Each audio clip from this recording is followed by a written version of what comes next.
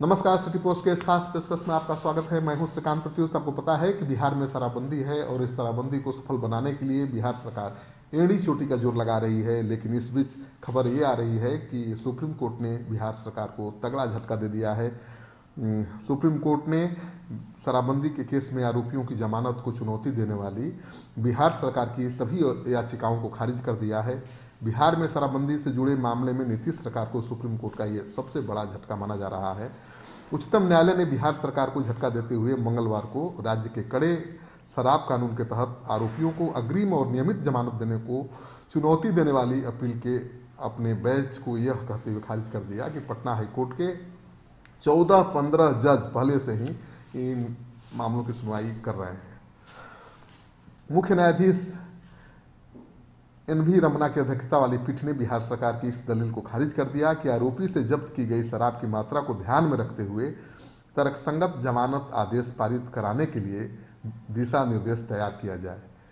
Chief justice ने कहा कि आप जानते हैं कि इस कानून के कारण पटना उच्च न्यायालय के कामकाज पर कितना प्रभाव पड़ा है। वहाँ एक मामले को सूचीबद्ध करने में 1 साल का समय लग रहा है। सभी अदालतें शराब की जमानत याचिकाओं से भरी हुई हैं।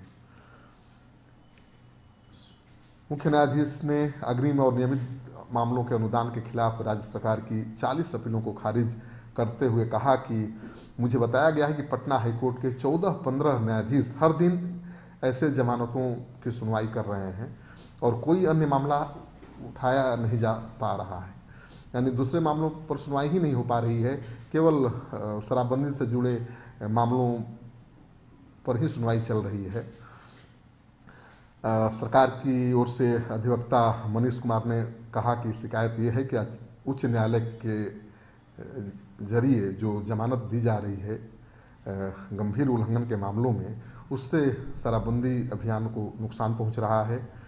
उन्होंने कहा कि कानून के गंभीर उल्लंघन में शामिल आरोपियों को बिना कारण बताए हाईकोर्ट द्वारा जमानत दे दी जा रही है, जबकि कानून में 10 साल की जेल का प्रावधान है। इसके तहत गंभीर आरोपों के लिए, गंभीर अपराधों के लिए आजीवन कारावास की सजा तक का भी प्रावधान है। और उन्होंने कहा कि हमारी समस्या यह है कि शराब के मामले में उच्च न्यायालय की ओर से लगातार जेल में बिताए गए कुछ समय के आधार पर जमानत के आदेश पारित किए जा रहे हैं। तो पटना हाईकोर्ट के आदेश को सुप्रीम कोर्ट ने सही ठहरा दिया है और बिहार सरकार की जो याचिका थी पटना हाईकोर्ट के फैसले के खिलाफ, उसे खारिज कर दिया है। सुप्रीम कोर्ट ने कहा है कि बिहार सरकार के हिसाब से सिर्फ इसलिए जमानत नहीं देनी चाहिए क्योंकि बिहार सरकार ने कानून बना दिया है।